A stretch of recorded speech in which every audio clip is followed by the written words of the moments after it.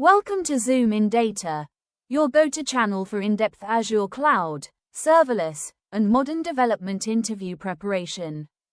In this video, we dive deep into the top 25 Azure Functions queue triggers interview questions for 2026.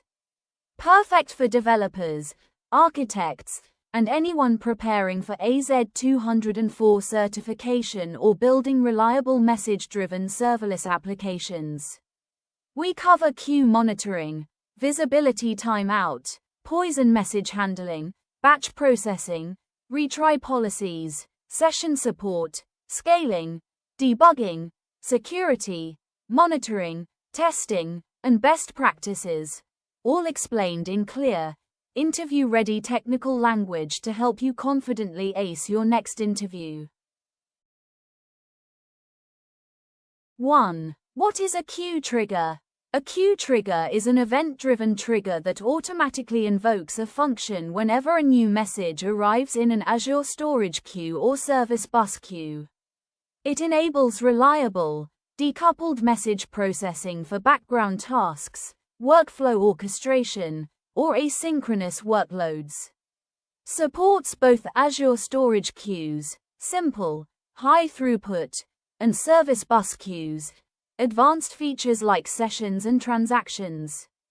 Ideal for scenarios requiring guaranteed processing, ordering, and retry mechanisms without polling.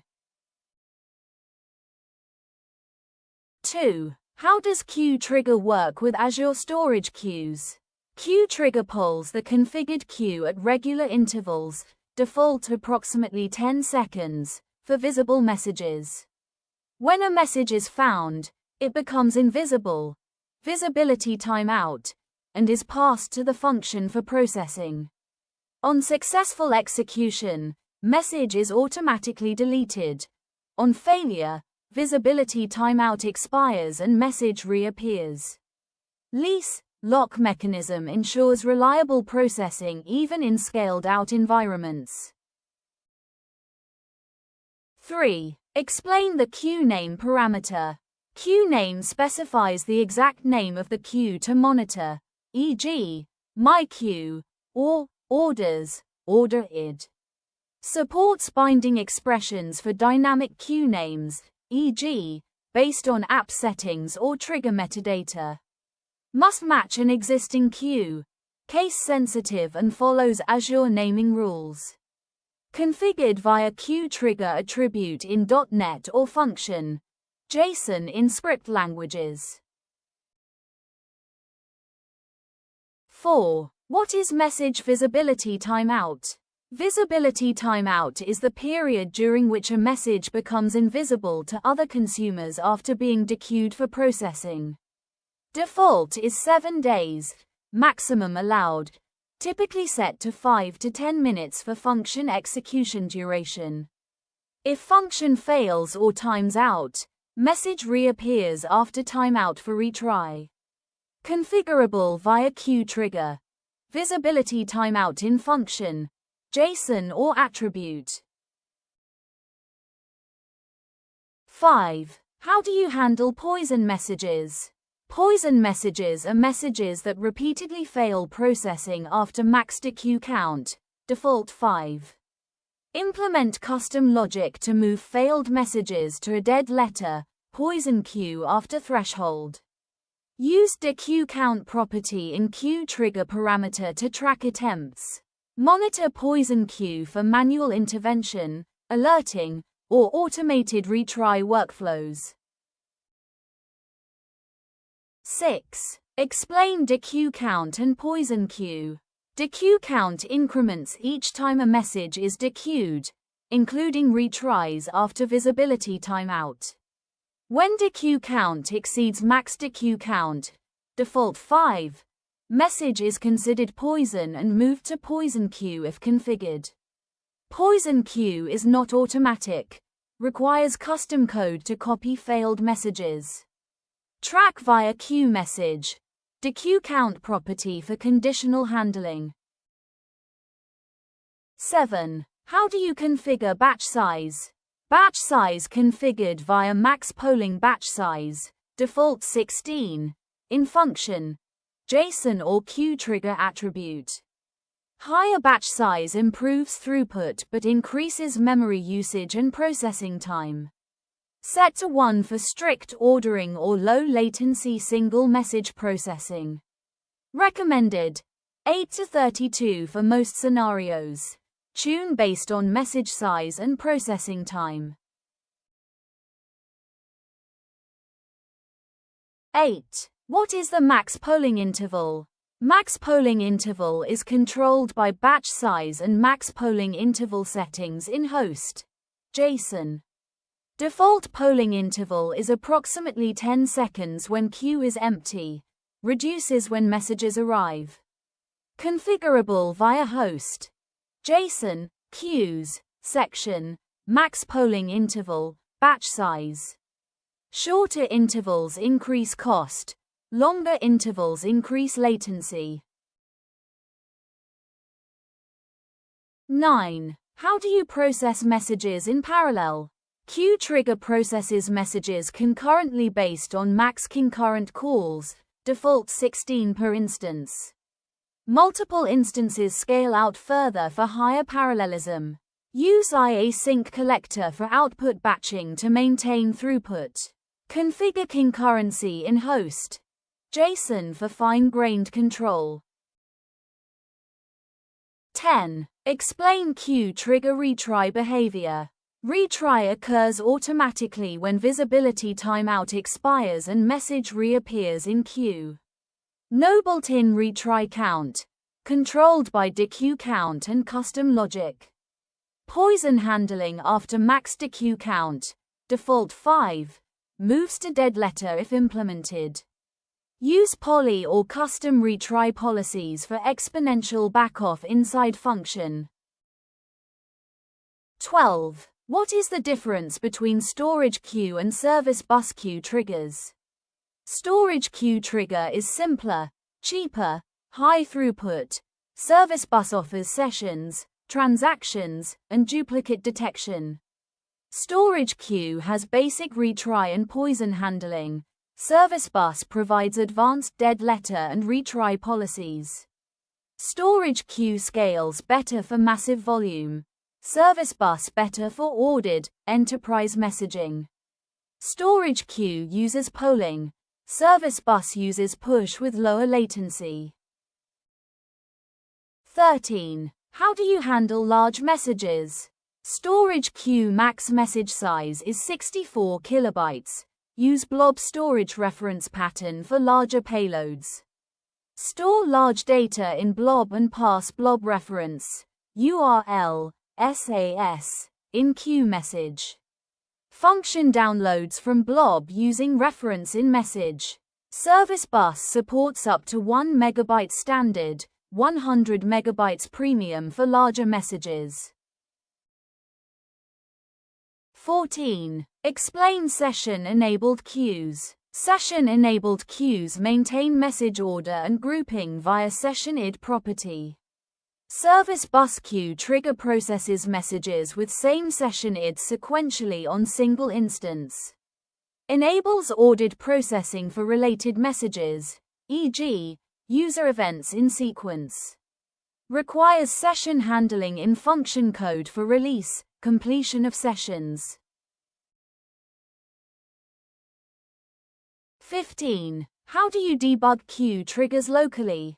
Use Azure Storage Emulator or Azurite to simulate queues locally during development. In-queue test messages using Azure Storage Explorer, Azure CLI, or code scripts. Func start command runs trigger on message arrival. Breakpoints hit in debugger. Logstream captures queue polling, message visibility, and execution flow in real time. 16. What is the role of queue trigger attribute? Queue trigger attribute defines the trigger configuration directly on function parameter in .NET languages. Specifies queue name, connection name, batch size, visibility timeout, and other settings. Enables automatic binding to queue message content and metadata, queue message. Supports binding expressions for dynamic queue names or parameters. 17. How do you implement FIFO processing? Storage queues guarantee FIFO within a single queue, first in first out delivery order. Service bus sessions enforce strict FIFO for messages sharing the same session ID. Avoid partitioning that could break order. Use single queue or session-enabled queues. Combine with singleton mode for strict ordering in scaled-out environments. 18. Explain queue trigger scaling. Queue trigger scales out based on visible message backlog and processing rate across instances. Multiple instances process different messages in parallel for higher throughput. Scale in occurs when backlog decreases. Scale out when messages accumulate rapidly. Premium plan pre-warmed instances reduce scaling latency and improve responsiveness. 19. How do you secure queue access? Prefer managed identities or SAS tokens instead of plain text connection strings for queue access. Restrict storage account firewall rules to allow only outbound traffic from function app IP range. Use private endpoints to secure queue access within virtual network boundaries. Assign least privilege RBAC roles, storage queue data contributor, to the function app identity. 20. What is the default visibility timeout? Default visibility timeout is 7 days, the maximum allowed value in Azure storage queues. Recommended setting: 5 to 10 minutes to match typical function execution duration. Too short causes premature reappearance of messages. Too long delays retry attempts. Configurable per trigger via visibility timeout property in attribute or function. JSON. 21. How do you handle message expiration? Messages have time to live. TTL, property. Default 7 days. Expired messages are automatically deleted. Set TTL explicitly when enqueuing messages to control lifetime based on urgency. Monitor expired messages indirectly via queue metrics and processing failure rates. Use dead letter queue pattern for messages that expire without successful processing. 22. Explain queue trigger in isolated worker model.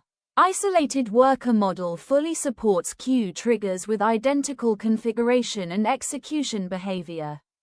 Worker process handles queue polling and message processing independently of the main host.